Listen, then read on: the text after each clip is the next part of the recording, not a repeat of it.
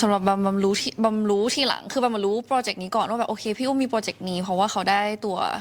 พี่อุ้มก่อนนะคะแล้วก็บัมก็แล้วตอนที่พี่อุ้มโทรมาว่าแบบให้ลองมาแคสหน่อยอะไรเงี้ยก็มีความตกใจนิดนึงเพราะว่าเราเห็น process มาตั้งแต่แรกแล้วว่าเขาแบบ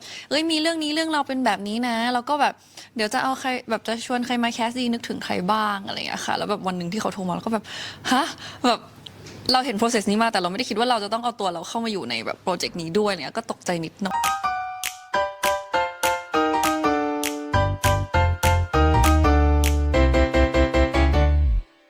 ชวนมาแคสค่ะว่าแบบแบบเรามาแคสได้ไหมเรื่องราวมันเป็นประมาณนี้คือจริงๆเรื่องราวแบบคร่าวๆบำรู้อยู่แล้วเนี่ยเขาก็จะแบบลองมาแคสได้ไหมอะไรอย่างเงี้ยค่ะสิ่งที่เราเล่นมันเป็นแบบแซฟฟิกเนาะเราต้องอยู่กับเขาแบบนานมากๆหมายถึงว่าเราต้องทำงานแบบด้วยกันเยอะมากเราต้องแบบใช้เวลาด้วยกันเยอะมากที่แบบเป็นโปรเจกต์ที่เป็นแซฟฟิกบวกกับคาแรคเตอร์ที่เป็นคู่รักที่แต่งงานกันอ่ะเขาควรจะเป็นคอมฟอร์ตโซนของกันและกันไม่ว่าจะในชีวิตจริงของเราหรือว่าในคาแรคเตอร์ของในเรื่องซึ่งมันส่งผลรู้สึกว่ามันส่งผลมากๆกับแบบความที่เขาเป็นเซฟโซนของเราก็เลยต้องหาคนที่เรารู้สึกว่าเราอยู่กับเขาได้โดยที่ไม่มีความอึดอัดอยู่ได้โดยที่มันสามารถเป็นคอมฟอร์ตโซนของกันและกันได้ในขณะที่ทำงานแล้วก็ในขณะที่เข้าฉากกัน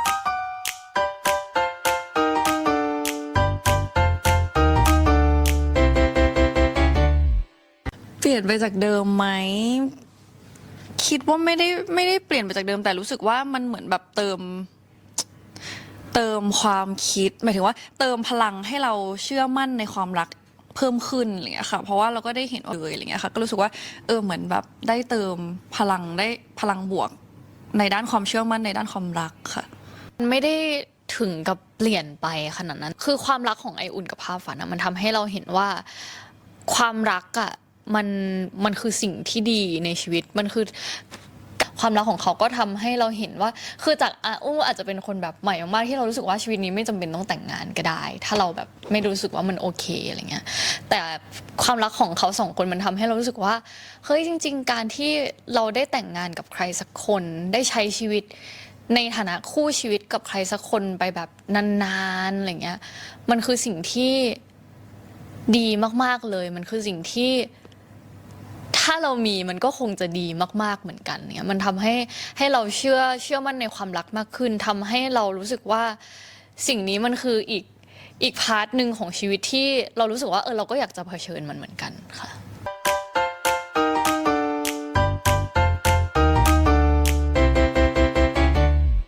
ก็จะชอบคิดกับตัวเองนั่นแหละว่าแบบอะไรคือความโชคดีของเราที่แบบมีคนนี้เป็นพาร์ทเนอร์มีพี่อุ้มเป็นพาร์ทเนอร์อะไรเงี้ยแล้วผมก็ได้คำตอบว่าแบบคือพี่อุ้มอ่ะอาจจะไม่ได้แบบหวือหวาไม่ได้เป็นโรลเลอร์โคสเตอร์คือถ้ามองเป็น relationship อะเนาะแต่คือแบบคือพี่อุ้มจะมีความทั้งเด็กและผู้ใหญ่ในตัวเองคือความข้อดีของความที่เขาเป็นผู้ใหญ่แล้วคือเขาจะมีความ stable แบบหันไปเมื่อไหร่ก็เจออยากได้อะไรก็แค่พูดแต่ถ้าไม่พูดก็ไม่ได้รู้สึกว่าจะต้องงอนหรือต้องอะไรอย่างเงี้ยคือมันเหมือนแบบความสัมพันธ์ของคนที่แต่งงานแล้วกันจริงๆอะที่เราสามารถแบบทำในสิ่งที่เราต้องทำได้เลยในทุกๆวันแล้วเมื่อไหร่ที่หันมาเขาก็ยังอยู่ตรงนั้นเนี่ยค่ะก็รู้สึกว่าดีมันคือแบบเราทั้งสองคนสามารถทำตามความฝันหรือทำตามในสิ่งที่เราอยากทำได้แล้วก็โดยที่ไม่ต้องมาระแวงว่าแบบอีกคนหนึ่งจะน้อยหรือเปล่าเขาจะรู้สึกอะไรเขาจะนู่นนี่นั่นอะไรยังไงเพราะว่ามันคือความสัมพันธ์ที่ stable มากพอค่ะก็รู้สึกว่าแบบอันนี้คือสิ่งที่เราโชคดีมาก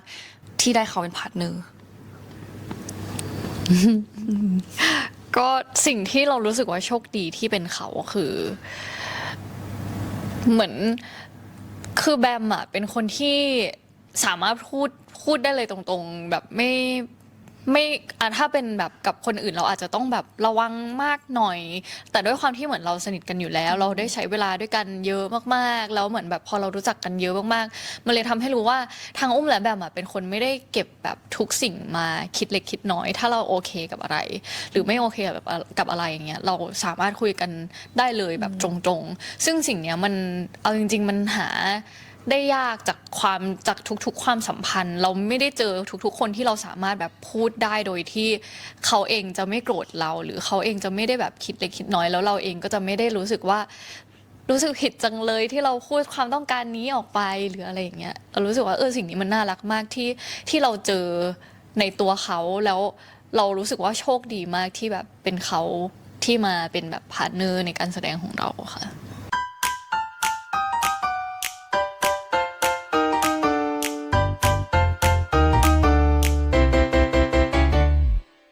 สำหรับบัมว่ามันคือคำว่าแบบเรียบง่ายอ่ะคือมันเรียบง่ายมันก็เหมือนในซีรีส์ที่แบบว่ามีความแบบเบสิกแต่ว่าในนั้นมันเต็มไปด้วยแบบ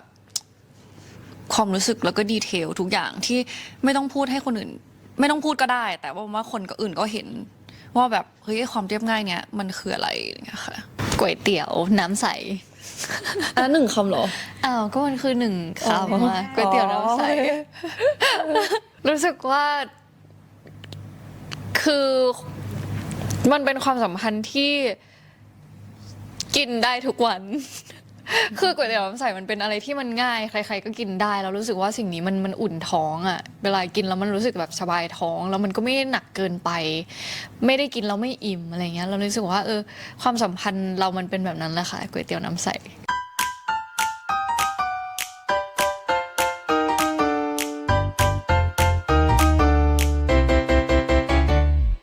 มองว่ามันคือแบบโชคชะตาจริงๆ เพราะว่าโอกาสที่เราจะมาเจอกันหรือแบบร่วมงานกันอ่ะ มันก็ยาก เอาจริงๆมันก็ยากนะ แบบเจอกันมากกว่า1 ครั้งอะไรเงี้ย เพราะว่ามันเล่นละครมาแค่4 เรื่องแต่2 เรื่องมันเจอเขาอะไรเงี้ย มันก็เลยรู้สึกว่าแบบมันคงเป็นโชคชะตาแหละ ก็รู้สึกว่าแบบ ก็อยากจะรู้ว่าแบบโชคชะตาจะพาเราไปถึงตรงไหนอะไรเงี้ยค่ะ ก็อยากให้แบบจับมือกัน แล้วก็ไปดูให้สุดทางเลยว่าแบบสุดทางของการเดินทางครั้งเนี้ยมันจะไปอยู่ตรงไหนเนี่ยค่ะ ก็สิ่งที่อยากบอกเขาคือเคยบอกไปหลายที่แล้วเรารู้สึกว่าเราโชคดีที่แบบมันเป็นเขาโชคดีที่แบบเราได้ทำงานด้วยกัน และสิ่งที่อยากบอกคือแบบหลังจากที่เราผ่านแบบ first premiere มาซีรีส์ on air ไปแล้ว เรารู้ว่าแบบเขาเองก็เต็มที่เขาเองก็แบบพยายามมากๆแล้วตัวเราเองก็จะเป็นพาร์ทเนอร์ที่ดีให้เขาเหมือนกัน รู้สึกว่าหลังจากนี้ไม่ว่าจะเกิดอะไรขึ้น ก็จับมือกันไปแล้วก็แบบไปดูกันว่าเราจะเป็นยังไงต่อไป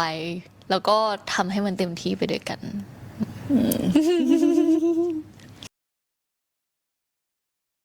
งั้นเดี๋ยวเรามีคำถามเล่นๆ เป็นคำถามแบบเป็นเซตคำถามมาให้อุ้มแบมตอบกันเล่นๆนะคะ ชื่อว่าเซตคำถามถ้าฉันเป็นเธอ ข้อแรกถามอุ้มว่าถ้าพรุ่งนี้ตื่นมาแล้วกลายเป็นแบม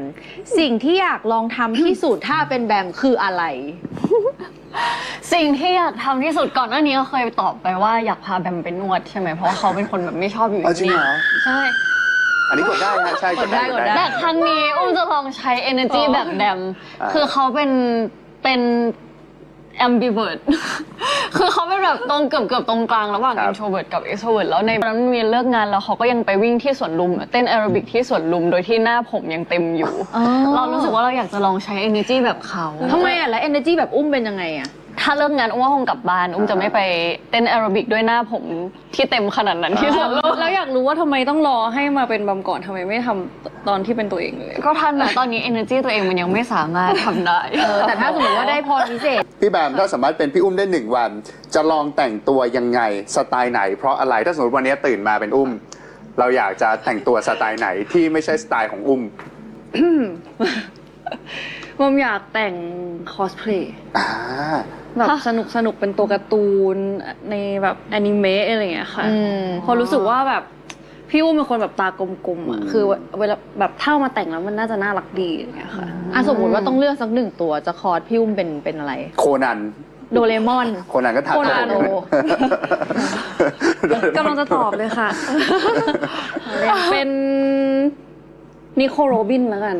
ในวันพีซ คืออะไรอ่ะ ขอพี่เบิร์ดเซิร์ชให้หน่อยได้ไหม นิโคลโรบิน นิโคลโรบิน ภาพประกอบอะไรนะฮะวันพีชนะฮะ นิโคลโรบินนะคะดิฉัน นิโคลโรบิน รู้จักแต่นิโคเทลิโอนะคะแต่คู่หนึ่งแล้ว คือ จะ เขาเป็นผู้หญิงที่เก่งมาก แล้วก็แบบเซ็กซี่แล้วก็คือแบบพี่ อ๋อ มันเคยมีแบบวันหนึงที่พี่อุ้มทำผมแบบ ปาดข้างหน้าอย่างเงี้ยเหมือนลิโคเลย อ๋อ เฮ้ยก็ดูน่าจะแบบ หน้าตาโต น่าจะ ๆ เข้า แล้วก็ นะ แบบสีผิวอะไรเงี้ยค่ะ คือคล้ายๆพี่อุ้มเลย มีโอกาสไหมพี่อุ้มฮาโลวีนนี้ เดี๋ยวลองเก็บไปลิสต์ไว้ ครับผมชื่ออะไรนะขออีกรอบหนึ่งนิโคโรบิน นิโคโรบินโอเค นิโคโรบินคำถามต่อไปค่ะ ถามพี่อุ้ม ถ้าพี่อุ้มเป็นพี่แบมอยู่แล้วอยู่ๆมีแฟนคลับวิ่งมาหา จะเนียนเป็นพี่แบมต่อไหม หรือว่าคุณคิดว่าคุณจะถูกแฟนคลับจับโป๊ะแน่นอน น่าจะจับโปรได้ตั้งแต่ 5 วินาทีแรก เพราะอะไรคะ เพราะว่าอุ้มซุ่มซ่ามเขาไม่ซุ่มซ่ามค่ะ อุ้มอาจจะแบบเจอแฟนคลับแล้วแบบตกใจแล้วก็แบบว่าสะดุดเลย ไม่สามารถเนียนต่อไปได้ โอ้ แต่จะพยายามให้เนียน โอเคคำถามสุดท้ายถามพี่แบมครับ ถ้าสมมติกลายเป็นอุ้มแล้ว แบมจะพูดให้กำลังใจอุ้มหน้ากระจกว่าอะไร พี่อุ้มหน้ากระจกว่า โอ้และซาวกับพอทีบ ให้ มา โอกาสกดอีก1 รอบ เป็นซาวที่โอเ n น m ม n d เด็ดมากจบ จบค่ะ ให้กำลังใจพี่อุ้มว่าพี่อุ้มเป็นคนเก่งแล้วแหละแบบในทุกๆอย่างที่ทำมันดีแล้วก็มันก็กำลังจะแบบหมายถึงว่าทางที่เขาเลือกเนี่ยกำลังจะส่งผลหมายถึงว่าทุกอย่างที่เขาทำกำลังจะส่งผลแล้วก็ให้ทำต่อไปค่ะ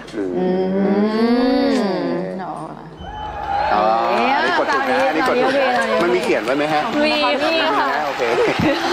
เป็นสิ่งที่เขาตั้งใจเลือกแล้วเมื่อกี้ โอเค แล้วตอนแรกที่เหมือนแบบไปแคสอย่างเงี้ย คุณแคสสลับบทกันด้วยซ้ำถูกปะ ใช่ ค่ะ คิดว่ามันเป็นเดสตินีไหม คิดว่าเป็นเดสตินีด้วย แต่ว่าเป็นสิ่งที่เรากำหนดเองด้วย เฮ้ยยังไงอ่ะ น่าสนใจ คือมันเป็นเดสตินีครึ่งหนึ่งเรากำหนดเองครึ่งหนึ่งจริง ๆ ตอนนั้นน่ะคือแบมอะมีหลายช้อยส์เขาเป็นแบบว่าจะไปเรียนต่อหรือว่าจะไปเล่นอีกโปรเจกต์หนึ่งแล้วเราก็เหมือนแบบไปถามเขาโปรเจกต์นี้พอดีค่ะ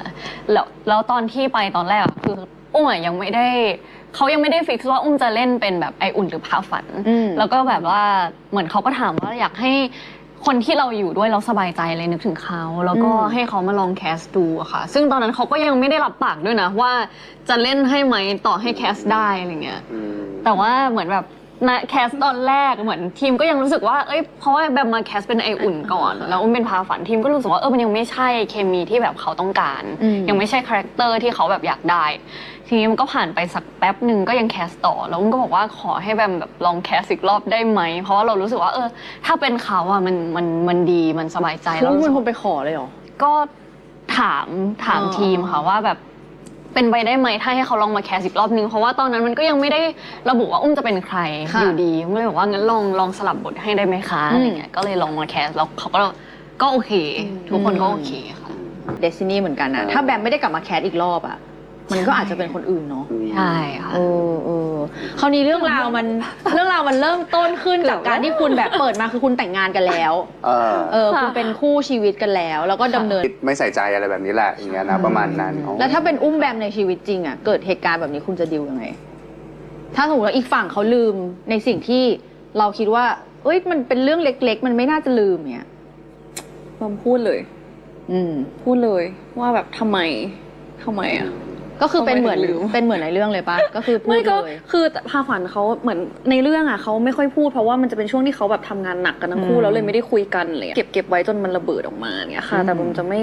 ร้อยถึงวันนั้นแน่นอน แบบจะพูดเลย จะพูดเลยใช่ค่ะแบบให้มันเป็นแบบเคลียร์กันเรื่องเล็ก ๆ ไปเรื่อยๆดีกว่า ให้แบบสะสมไว้ ค่ะอุ้มอ่ะ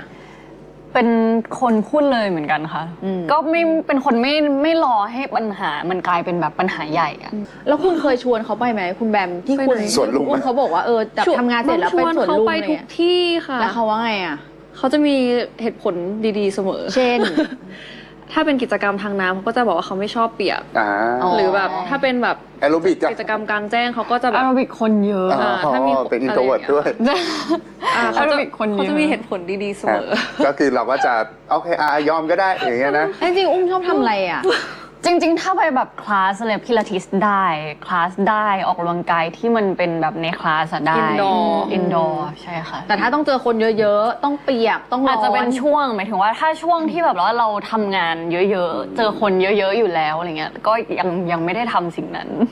ยังไม่ได้ทำกิจกรรมที่คนเยอะไป ได้ไหม อีก คนไม่เยอะ ขึ้นไปแค่ห้า อะไรนะ คน โดด กระ ร่ม อะไรอย่างเงี้ย เฮ้ยน่าสนใจ อ่ะขอเหตุผลสิทำไมจะไม่ไปบอกเขาไปเลย มันไปที่ไหน ก็ขับรถไปสัก2 ชั่วโมงในอยู่ในไทย 2 ชั่วโมง โอเค ไว้ว่ากัน แปลว่าคืออุ้ม แบบทำต่อไปโดยที่เราแบบไม่ได้สังเกตว่าสิ่งที่ทำไปแล้วเขารู้สึกยังไงหรืออะไรยังไงแล้วพอมันไม่ได้คุยกันมันก็จะเกิดปัญหาบานปลาย ก็คือเป็นการต้องแบบสื่อสารกันน้องพี่นายสังเกตว่าน้องแบมเขาชอบหันมายิ้มหวานเวลาคุณพูดเนาะอุ้มเนี่ยเขาชอบทำเนี่ยเขาชอบทำหน้าอย่างเงี้ยทำหน้าเหมือนแบบโกรธไม่ลงคุณเคยโกรธเขาไหม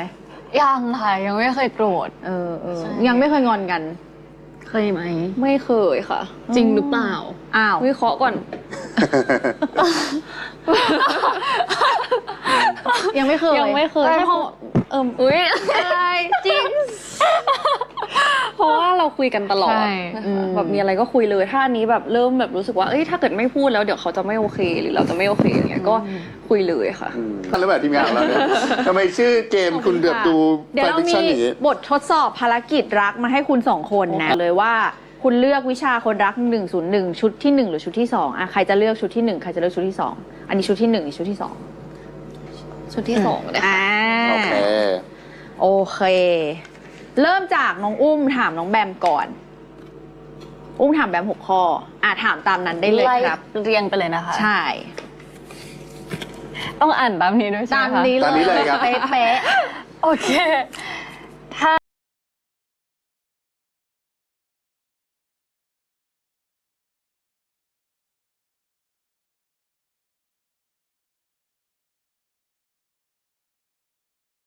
อ่านตามนี้ด้วย ๆ ใช่ ตาม ไหมคะ นี้ ตามนี้เลยครับ เป๊ะ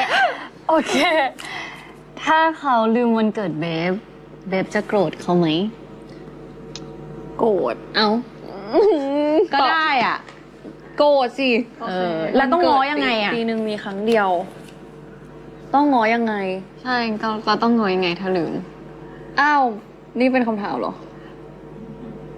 อันนี้ชาวบ้าน8อยากรู้ไง ขอมีส่วนร่วมอยาก ต้อง ใส่ ง้อ ใจ ยังไง ก็ต้องเมคอัพหมายถึงว่าก็ต้องพาไปทำอย่างอื่นหรือวันอื่นอะไรอย่างเงี้ยค่ะ ม อ๋อโอเคงั้นก็เป็นการงอที่แบบว่าง่ายอยู่ ใช่ก็ต้อง ทดแทนวันนั้น ให้มากกว่าเดิม อ๋อ ของขวัญก็ต้องมี2 ชิ้น ดินเนอร์ก็ต้องมี2 รอบ อ๋อฮะ ให้มันสะสมเนาะ ใช่ ที่ลืม โอเค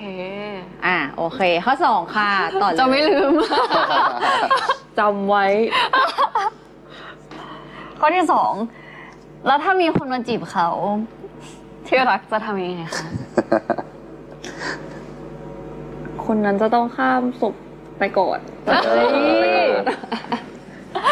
เป็นสายโหดมาก โอเค เขาน่าจะไม่กล้าแล้วเรื่องนี้เขาน่าจะวิ่งหนีไปเลย แล้วถ้าเขาต้องไปทำงานต่างประเทศ1 เดือน ตัวจะทำยังไงคะ ประเทศไหนคะ จะได้ตามไปไงคะ จะได้รู้ว่าใกล้ ถ้า ๆ ยัง ใช่ อ ไหม ยู่ในโซนแบบเอเชีย ตามไหม ตาม แล้วถ้ายุโรป ตาม ก็คือไม่ว่าจะตอบอะไรก็ตามหมดอะถ้ามันบินไปได้ก็ตามหมดอะ ใช่ค่ะ โอเค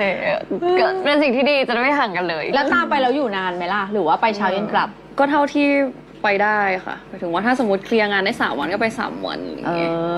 ว้าว โอ้โหนี่ก็ ก็ได้ไปเที่ยวด้วยไง ไปยุโรป3 วัน ก็ทำได้บิน1 วันไปกลับอีก2 วันก็ได้อยู่ด้วยกัน นี่ก็ทุ่มทุนนะ เป็นแบบว่าเจ้าบุญทุ่มนะ จองตั๋วให้ด้วยค่ะ ถ้าเขาเริ่มงอนเบบจะรู้ไหมว่าเขากำลังงอนอยู่ รู้ คือว่า ถ้าได้พัฒนาดีรู้เลย รู้ค่ะ คนที่อยู่ด้วยกันแบบเยอะๆอะเหมือนแบบบางทีไม่ต้องพูดอะไรมันก็รู้ได้ผ่านแบบเขาเรียกว่าอะไร vibration อะ แรงสั่นสะเทือน คลื่น ไม่เหมือนเดิมเลยอะค่ะ แต่เขายังไม่เคยงอนกัน อัน นี่ นี้แปลก ยังไม่เคยงอน ข้อที่ 5 ครั ค่ะ บผม ถ้าพรุ่งนี้เขาหยุดงานที่รักจะพาเขาไปไหน ให้เราแฮปปี้ที่สุด แอโรบิก โอ้โห สวน แล้ว ลุ จะ ม สะพาไปไม่ได้แฮปปี้ ไม่เน้น เน้นคำว่าเรา ถ้าไม่มีคำว่าเราอะสนุกเลยคาเฟ่แล้วกัน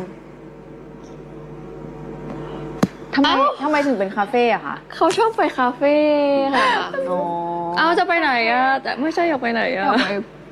ยากไปปั้น โอเคไปปั้นหม้อ ไปปั้นหม้อค่ะ เออ อยากได้กระถางต้นไม้พอดีเลย บ้านใหญ่มากอันนั้นอาจจะต้องไปแบบว่าอะไรนะ ลาดบุรี ลาดบุรี โอ้มังกรไหมฝั่งนู้นมากกว่าเนาะ ข้อสุดท้ายแล้วถ้าเขาแก่ขึ้นมาที่รักจะดูแลแบบนี้ไหมคะ แบบนี้อะค่ะ แบบนี้ เหมือนเดิม ดีกว่านี้ไหมคะ เดี๋ยวจะมีรถเข็นให้ มีอุปกรณ์ เราเข็น ช่วย ให้ไหม คะมันเข็นตัวเองได้แล้วกว่าจะแก่ แต่จริงไม่ใช่รถเข็นแบบอันนี้นะ เป็นรถเข็นซูเปอร์ รถลงไหน ได้ แล้วก็เข็น เดียว พาไปช้อปปิ้งพาไปเที่ยว ไปปั้นหม้อไปอะไร โดดล ราช ม บุรี จะไม่แก่ หมดยางหมดแล้ว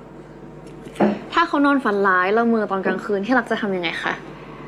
จะค่อยๆปลุกขึ้นมาค่ะ แล้วบอกว่าไม่เป็นไรนะเขาอยู่ตรงนี้ แล้วถ้าแบบเผลอแบบ ต่อยเหรอ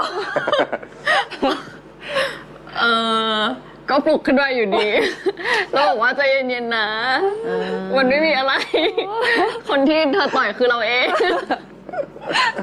โอเค ข้อต่อไปถ้าเขามัวแต่ทำงานไม่ค่อยได้ไปไหน ที่รักกับที่รักจะเข้าใจได้ไหมคะ ไม่เข้าใจเพราะว่าตอนนี้เราทำงานด้วยกันทุกที่ค่ะ มีเหตุผล ได้กันไปด้วยกันให้ครบทุกที่เลยนะ เข้าใจดีกว่า เข้าใจแล้วค่ะ เข้าใจแล้วไม่เป็นไรนะเราโอเคเราเขาแยกแยะได้ โอเค มีออปชั่นไหมคะ ปลาวา หมาย น ถึง ไหม พัน ปลาวา ปลา ฬ ไปพันปลาหมายถึง ออปชั่นพันปลานะไม่ใช่ออปชั่น มีปลาตัวหนึ่งที่ผมอยากเลี้ยงมากๆ คือ ปลากระเบน จริงเหรอ ใช่ค่ะ เพราะอะไรคะ เพราะว่ามันเป็นคือตอนเด็กๆอะที่บ้านเลี้ยงปลาเยอะมาก แล้วก็ปลากระเบนเป็นอันเดียวที่อยากได้แล้วแบบคุณพ่อไม่ซื้อให้เลยค่ะบอกว่าคือมันเลี้ยงยากเพราะว่ามันตายง่ายเลยค่ะ ก็เลยยังติดอยู่ในใจว่าแบบ อยากเลี้ยงปลากระเบน แล้วเรากินปลากระเบนได้บ้างจริงๆแล้ว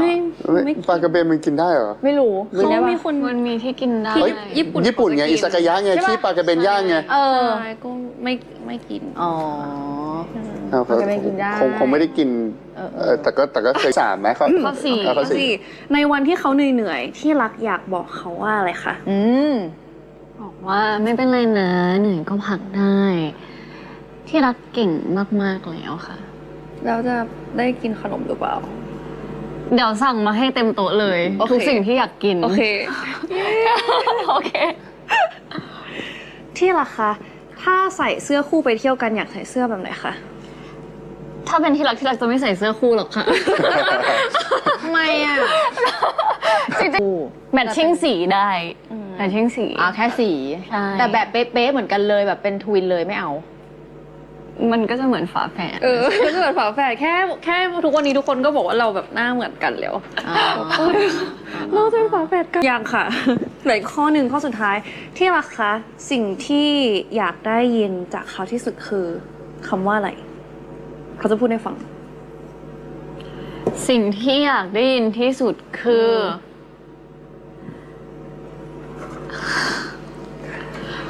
อะไรวะเนี่ยพี่แมวอะไรเมื่อกี้เอามือขึ้นมาทำไม กำหมัดไงกำหมัดอ่ะพี่แดนเห็น เห็นว่าแบมกำหมัดขึ้นมาเลย มันเกิดอะไรขึ้น อย่างนี้หรอจะอย่างนี้หรอ มันเกิดอะไรขึ้นผู้เลี้ยงปลาก คำ ระ ว่า เบ อะไร น พูดมาของดีๆนะ อุ้ยทำไมมัน ทำไมมันยาวจังเรากดยกเลิกได้ไหมอ๋อเรากดยกเลิกได้คำว่า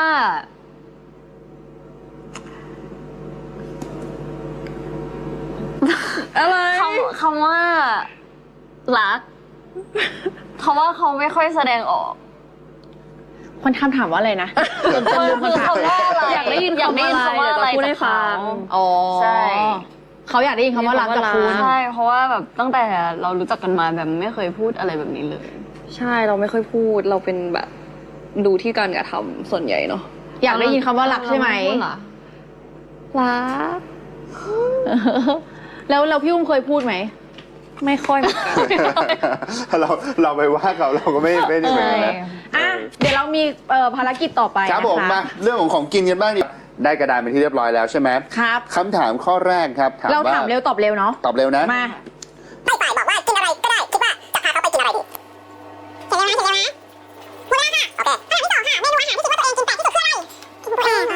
สุดคืออะไรตัวเองกินแปลกที่สุดอะไร อะไรด้วยกัน และข้อ 5 ค่ะ เค้กงานแต่งงานอยากเลือกเค้กรสชาติอะไร ได้รถเดียวเหรอคะหรือว่าอะไร ได้รสเดียวจะ รสเดียวดีกว่า แต่งกี่รอบ รถเดียวดีกว่า หลายๆเลเยอร์ อ่ะได้ดีไซน์มาได้เลย และหมดเวลาค่ะ โอเค เดี๋ยวเรามาดูคำตอบกัน โอเค ข้อแรกถามว่า ถ้าอีกฝ่ายเนี่ยบอกว่ากินอะไรก็ได้ คิดว่าจะพาเขาไปกินอะไร ขอดูคำตอบ ข้อแรกครับ อ่า อ๋อ พี่อุ้มตอบว่า สเต็ก พี่แบมตอบว่า ก๋วยเตี๋ยว ค่ะ อืม โอเค ก็แปลว่าไม่ได้ไปกินด้วยกัน ทำไมอ่ะ โอ ก็ เค ปกติแบบจะชอบ ข้อที่ 2 ถามว่าเมนูอาหารที่คิดว่าตัวเองกินแปลกที่สุดคืออะไร ตอบยากมากทั้งคู่เมื่อกี้นี้ อุ้มตอบครีปปลากระเบนยา ที่พักเลยโอเค อุ้มกิน แต่ว่าไม่ได้แบบเป็นแบบชอบ ไม่ได้บ่อยขนาดนั้น กินได้ มัน กินได้ อ่ะพี่แบมตอบว่าอะไรคะ โปรตีนเชคค่ะ ไม่ใช่สิ่งที่แบบกินแปลกที่สุดคืออกไก่ปั่น อกไก่ปั่น อกไก่ปั่นคนเขาก็กินกันเยอะแยะ เขากินกันอยู่นะ แล้ว โปรตีนเชคคนกินเยอะกว่าอกไก่ แบบก็จริงว่ะ โปรตีน เฮ้ย แบบ ตีกันเลย ไม่ใช่โปรตีนแบบที่เราผสมรสเองไง อ๋อ ยังเอาแล้วคุณปกติคุณกินผสมรสอะไรบ้างคะ ใช่ค่ะ ช็อกโกแลตสตรอเบอรี่วานิลลา ช็อกโกแลตชาเขียว ถั่วอะไรอย่างเงี้ยค่ะผสมแล้วก็เอาพวกธัญพืชในบ้านใส่เข้าไปอย่างเงี้ยค่ะ ตื่นมาอีกวันนึงแบบไหล คือให้เขาชิมครั้งหนึ่งได้ชิม แล้วเป็นไง ะ อ่ะ ชิมแล้วกินไม่ผสมดีก โอ ว่า เคอ๋อคือเรามองไปที่ผลลัพธ์ดีกว่าเนาะเราอย่าไปมองกระบวนการว่าแบบมันต้องเป็นรสอะไรบ้างเรามองไปที่โปรตีนที่เราได้รับดีกว่าโอเค ข้อ 3 เดาของโปรดอีกฝ่าย เมนูคาว1เมนูหวาน1พี่แบมเดาว่า โดรายากิกับส้มตำค่ะ โดรากิเป็นของหวาน ใช่ค่ะ เพราะว่าเป็นอันที่พี่อุ้มชอบสั่งมาในกองบ่อยที่สุด จริงไหมพี่อุ้มของโปรดคุณไหม โดรายากิหลายๆไส้ 2 ครั้ง ก็มันสองครั้งเลยคิด ใช่ไหม ว่า คะ เขาน่าจะชอบ ไม่น่า ก็ ใช่ กิน แล้วแหละ ได้ โอเค อะไรก็สั่งสองครั้งทำไมถ้า เพ กิน ราะว่า ได้ ตอนนั้นแถวนั้นมันใกล้สิ่งนั้นไงแบบสั่งเราได้ไวสุด อ่า แต่ อ่ะ ก็กินได้ ส้มตำล่ะ ชอบ ส้มตำล่ะ ส้มตำก็ชอบค่ะ ก็กินได้ อร่อยค่ะ แต่จริงๆพี่อุ้มชอบอะไรอ่ะ ถ้าชอบที่สุดเหรอ ถ้าเมนูที่แบบกินเท่าไหร่ก็ได้คือไข่เจียว อ่าโอเค พี่แบมทำไมเรานึกไม่ถึงเพราะอะไร เรา ไม่เคยเห็นเขาสั่ง เราไม่เคยกินไข่เจียวด้วยกันเพราะมันไม่กินไข่เจียว ทำไมอ่ะ มันทอดไปในน้ำมันไม่กินของที่ทอดไปในน้ำมันค่ะก็เลยแบบไม่ค่อยได้กินของทอดเท่าไหร่ เข้าใจได้ อ่ะพี่อุ้มเดาว่าอะไรบ้างคะ ของถ้าขนมที่เราชอบคือช็อกโกแลตค่ะ ใช่ไหมครับ ใช่ค่ะ แล้วก็เมนูโปรดที่เขากินบ่อยที่สุดคือไข่ต้ม จริงๆเป็นสิ่งที่เรา2 คนกินบ่อยที่สุดคือไข่ต้ม ใช่ค่ะเย้เก่งมาก ข้อ ครับ 4 คิดว่าเดทแรกของคุณกับเขาจะกินอะไรด้วยกัน สลัด ชี ในร้านซูชิมีสลัดแล้วกิน เฮ้ยได้ โอเคไปได้ก็ เขี ไป ยน ได้ ว่าโอมากาเสะ พี่แบมเขียนว่า เราก็สั่งเพิ่มได้ไงโอมากาเสะมันสั่งเพิ่ ไม่ ม รู้ ได้ ว่าเชฟจะทำให้หรือเปล่าปกติ เขามีอยู่แล้วแหละ โอเค ก็ได้ โอเค ไม่เพราะมันเป็นที่เราไปกินด้วยกันบ่อย อ่า ใช่ โอเคก็ถือว่าไปด้วยกันได้นะไปด้วยกันได้โอเค มาข้อสุดท้ายเค้กงานแต่งรสชาติอะไรคะ Red Velvet เฮ้ยตอบตรงกันหนอแล้วของพี่แบมมีอันล่างคืออะไร ช็อตเค้ก ๆ ไม่ใช่ red velvet cream cheese ไงก็ cream cheese เป็น red velvet อ๋อ cream อ๋ cheese อตรงกันโอเค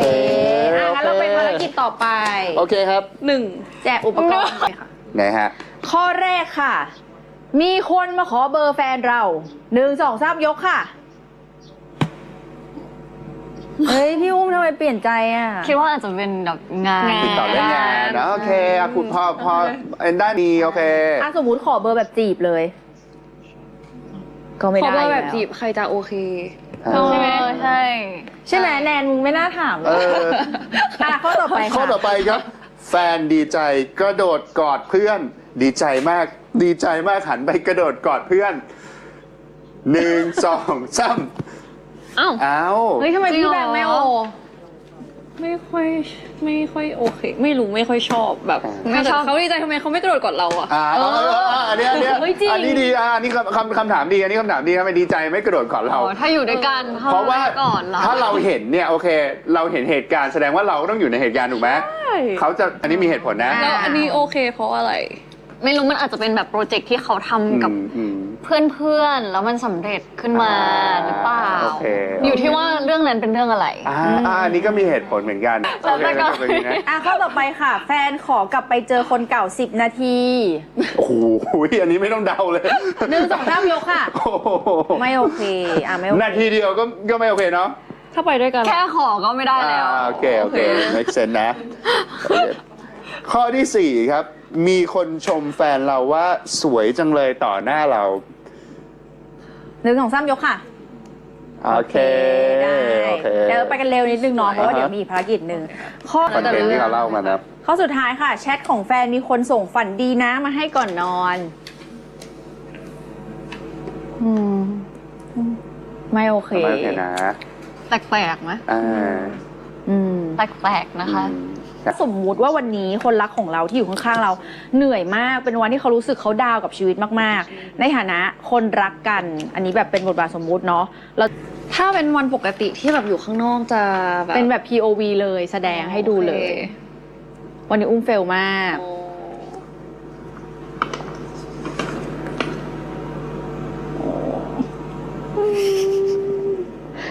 ก็คือยื่นบอสซัมมาก่อนใช่แล้วก็กอดกัน3 คนไงอ๋อโอเคกอดกันสาม เราต้องพูดอะไรเขาไหมหรือว่าแค่กอด ไม่ค่ะ อืม เขาไม่ชอบพูด เขาไม่ชอบฟังด้วย ชอบเงียบๆหมายถึงใคร ไม่ชอบพูดไม่ชอบฟัง ชอบแบบหมายถึงว่าก็อยู่เงียบๆแค่แบบส่งพลังให้กันก็พอแล้วอะไรอย่างเงี้ยค่ะ ต้องกอดนานไหมคะ จนกว่าเขาจะอยากปล่อย โอเค โอเค สลับกันบ้าง อุ้มเติมพลังใจให้แบมในวันที่แบมเฟลมาก เพราะว่าอยากเลี้ยงปลากระเบนแต่ก็ไม่ได้เลี้ยง แถมผมกินครีมเลย กินขี้อุ้มยังกินขี้ปลากระเบนด้วยนะ นอกจากไม่ให้เลี้ยงแล้วยังกินขี้ปลากระเบนด้วยนะ กอดเขา ยิ้มขี้ไปทำไม ต้องพูดอะไรไหม ตอนนั้นมันมีเพื่อนสั่งมาเขาตายมาแล้วไง อ๋อ เราต้องแบบว่าให้มันคุ้มค่าที่สุด มันไม่เป็นไรมันไม่ใช่ตัวที่เธอจะเลี้ยง แต่ไม่ใช่สายพันธุ์ที่จะเลี้ยง เป็น นะ เพื่อนกันหรือเปล่า เออ คิดว่าไม่นะ อืม ตัวที่เธอจะเลี้ยงมันยังไม่เกิดเลย โอเค โอเค เอาใหม่ครับ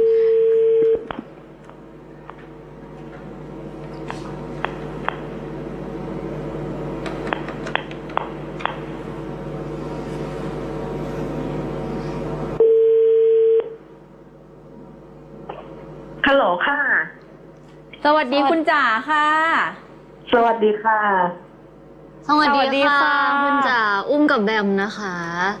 สวัสดีค่ะ เฮ้ยทำไมคุณจ๋าสวัสดีแนน อยากถามว่าถ้าให้ทั้งคู่เกลียดอีกฝ่ายเป็นดอกไม้อะค่ะ ทั้งคู่อยากเกลียดอีกฝ่ายเป็นดอกอะไร หรือเพราะอะไรคะ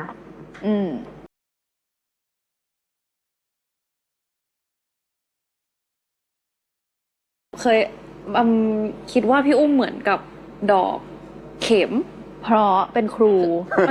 ไม่คือเขาก็รู้สึกว่าตัวเองเป็นดอกเข็มด้วยเพราะว่า อ๋อมันเป็นคำถามที่มันเป็นดอกไม้วันไหว้ครู หรอ ใช่คือมันเคยมีคำถามที่ว่าเราแบบ ถ้าให้เทียบตัวเองเป็นดอกไม้จะเหมือนดอกอะไรอย่างเงี้ยแล้วอุ้มตอบดอกเข็ม ใช่ แล้ว เพราะว่า เขาก็ตอบพิโอนี่ อ่า ใช่เพราะว่าดอกเข็มเพราะว่าเหมือนมันอยู่ในทุกที่อะไรเงี้ยค่ะ ก็เหมือนกับพี่อุ้มที่แบบ อยู่ในทุกที่เหมือนกันอะไรเงี้ย ฮะ หมายถึงว่า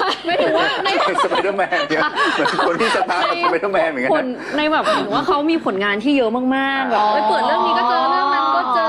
หนังดังๆที่เป็นมันแบบอยู่ในทุกที่อะไรอย่างเงี้ยค่ะ เป็นอย่างนั้น เนาะแบบอยู่ ของอุ้มให้ก็ให้เขาเป็นดอกที่เขาเคยเลือกไว้ก็คือพิโอนี่แหละมันคือดอกไม้โปรดของเขาใช่ค่ะ รู้สึกว่าเขาแบบเหมือนแบบบอบบางเหมือนพิโอนี่ไหม สวยงาม เขาไม่ได้บอบบาง จริงๆ เขาเป็นคนแข็งแรง แต่ว่าแบบภายนอกเขาแบบว่าเป็นคนสวย ดูซอฟต์เนาะ ใช่ แล้วคุณจ๋าคะคิดว่าอุ้มแบมเป็นดอกไม้อะไรสำหรับคุณจ๋า เป็นเหมือนดอกทานตะวันค่ะ เพราะอะไรคะ เพราะว่าตั้งแต่เจออุ้มแบมชีวิตก็สดใสกันมาโดยตลอดค่ะ ขอบคุณนะคะ มีอะไรอยากบอกอุ้มแบมไหมคะ สั้นๆส่งท้าย ก็ขอให้ อีกสายหนึ่งครับ กดเบอร์ให้พี่แนนหน่อยค่ะ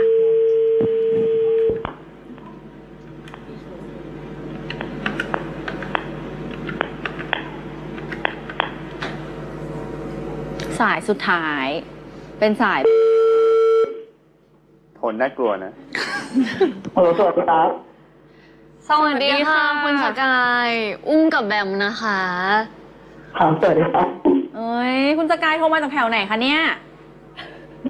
ครับก็ถ้าน้องสองคนต้องอยู่ห่างกันมากๆ สิ่งของชิ้นแรกที่เห็นแล้วจะนึกถึงอีกฝ่ายคืออะไรครับ บลอสซัมค่ะ เขาแบบเกิร์ลเหรอ ไม่ อ๋อ น้องคนนี้ อ๋อ ที่เป็นแบบว่าลูกๆของอุ้มกับแบมเอ อ๋อ ง เราต้องพกเขาไปทุกที่อยู่แล้ว ใช่เหมือนเขาเป็นตัวแทน ใช่ ตัวแทนของแบบเราสองคนอะไรอย่างเงี้ยค่ะ แต่ว่าถ้าไม่ใช่บลอสซัมก็จะมีแบบพวกของแบบเล็กๆ น้อยๆ ที่เป็นพวกของกินในชีวิตประจำวันนี่แหละที่แบบว่าเราแชร์กันบ่อย กระถางต้นไม้ ฮะคุณแชร์กระถางต้นไม้กันเหรอ หมายถึงว่าไม่ใช่หรือว่า น่านึกถึง ถ้านึกถึง ใช่ไหม เราจะนึกถึงแบบเห็นกระถางต้นไม้แล้วก็นึกถึงเขา ทำไมอ่ะ เพราะเป็นสิ่งที่เคยบอกเขาว่าอยากได้เรายังไม่ได้ อ๋อแบมอยากได้หางต้นไม้ ตวงหรือเปล่า ๆ ที่มันไม่ได้เพราะว่ามันไม่ใช่กระถางต้นไม้ที่แบบใดๆอ่ะเป็นกระถางต้นไม้ที่เขาอยากให้เราปั้นให้เขาส่วนใหญ่มันไม่ใช่ต้นไม้แบบเล็กๆ มันคือต้นไม้แบบใหญ่ขนาดเนี้ย เป็นแบบ อุ้ย ต้นสน ปั้น นะ เป็นทหารต้นสนแบบต้นสน ใหญ่ๆอะ เออ คุณสกาย